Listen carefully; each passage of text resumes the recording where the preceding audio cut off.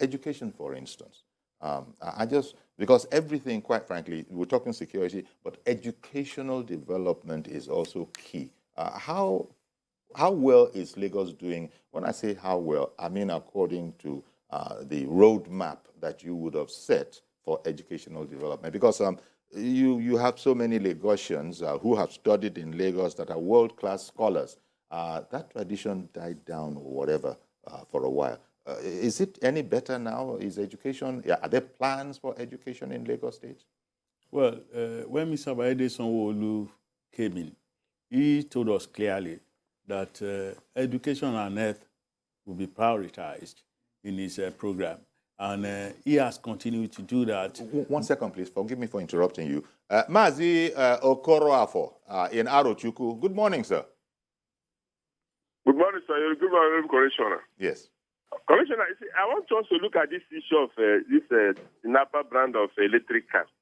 I think there is need for Lagos to have such a project so that this issue of this traffic gridlock, to look into it, is the Napa brand of that electric car.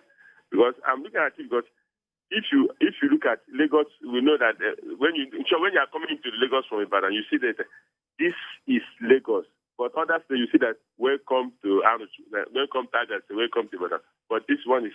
This is the only state that we see this is the Lagos.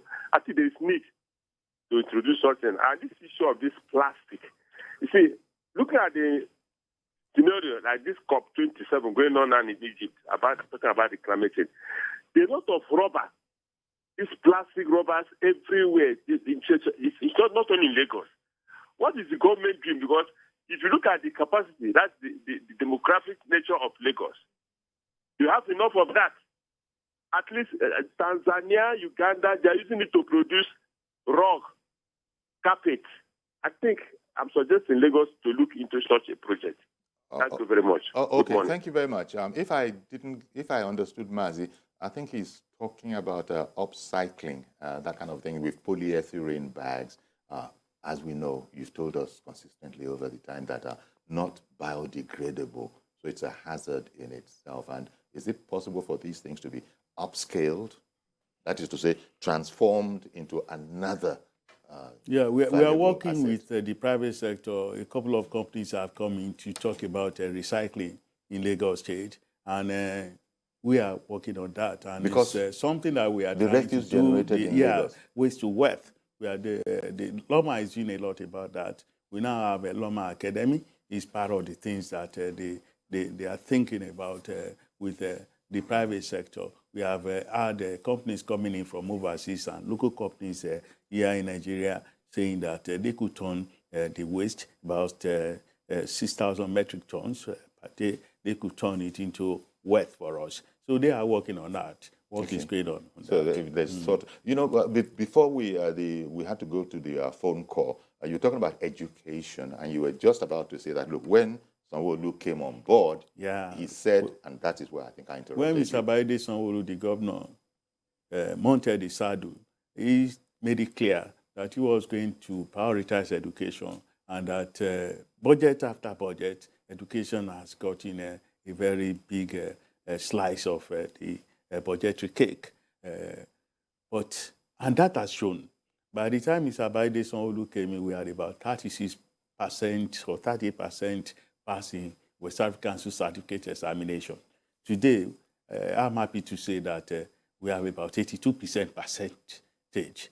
Our aim is to see that all candidates of Lagos State who go in for this kind of exam, that they do well so that we can have 100% pass. Our teachers, I mean, the last teacher of the year that the federal government named is our own teacher here in Lagos. The runner-up is also our own teacher here in Lagos.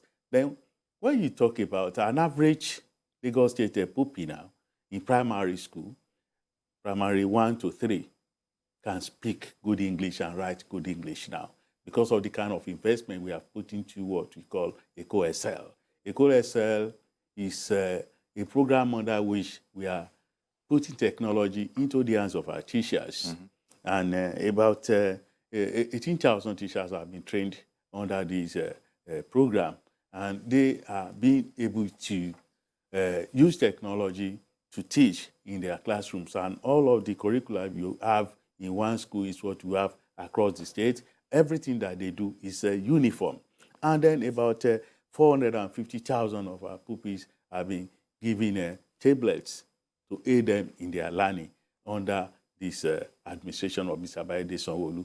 And that one, it has caused a kind of revolution. You meet an average Lagos pupil now, and then you are surprised about his knowledge, you are surprised about his skills. And besides that, we are building comprehensive schools, whereby students who have been out of school to go and learn a trade can come back to school and at the same time still learn a trade. On October 19, recently, we commissioned 15 brand new schools. I mean, this is exemplary. It's something that is unprecedented. 15 brand new schools in one day. Our school in Agege Wetland School is a school that is an iconic school with a touch screen blackboard. It's a school built with containers, and it's the first of its kind, I dare say, in West Africa. Containers that people will ordinarily throw away. Staying on schools, my mind just went to those with special needs, like schools for the blind, schools for the deaf. I feel sure that Lagos won't be leaving those ones out as well. Of course, there is no facility that we have built in Lagos, either a school or housing project, that you don't have room for people who are living with disability. There are things that will make their movement seamless, things that will make them to be able to fulfill their skills in so many other places. Even in our civil service, we have so hundreds of them who are there. So whatever we do, we have consideration for them because they are our special people. They have special needs and they are special people. And what you seem to be saying is that within the whole general education infrastructure, they are not, as it were, shut out. It's not necessarily that you have specialist schools where the only people or the only students that will be here would be those that are either blind or hard of hearing. That's not they are well catered for in everything that we are doing in education. They don't need their own specialist schools where you have to, like the partially schools for the blind. The partially school for the blind and some other ones that we have around, they are in collaboration with the state government to ensure that their students don't suffer what they may suffer because of their special needs. Okay. So all of that is on track then. 970 roads, you said. You were talking about the Eco SL. That SL is what? The excellent for... Eco XL. Yes. Okay, now I get you. The funny part to me is that when we talk like this, and especially with government officials in Lagos, look at all these brilliant pictures that we'll be seeing, and then a Lagos official will say that, it's not even where we want to be. This is not. We are impressive, but then you hear them say something like, "Would you believe that not just the governor, but we ourselves, we are not satisfied." We can't be satisfied because Lagos, we do not compare Lagos with other states in Nigeria. We compare ourselves with other cities around the world that have really done well for them. City of New York. Because it's a mega city. London. Those are the places that we compare ourselves with. But like you said the other time, you were talking about funding our projects. It's a big challenge. People believe that Lagos is rich. But if you consider all of the things that Lagos state government is doing, especially under Mr. Bayede Sanwo-Olu, you know that what we are earning in terms of funding, we can do better. I mean, our budget is, somebody said the other day that it's not up to the budget of the fire service in New York. So whereas the kind of emergencies that we face here in Lagos, they are comparable to what others are facing. Indeed. If you look at COVID-19, for example, we had to bring out the best in our creativity and then put our best foot forward by, trying to, by doing the incident command system and making the governor the incident commander and the commissioner for health and all the other people who stood firm at that time for now the world is seeing that the way Lagos State tackled COVID-19 is the way that kind of challenge should be tackled.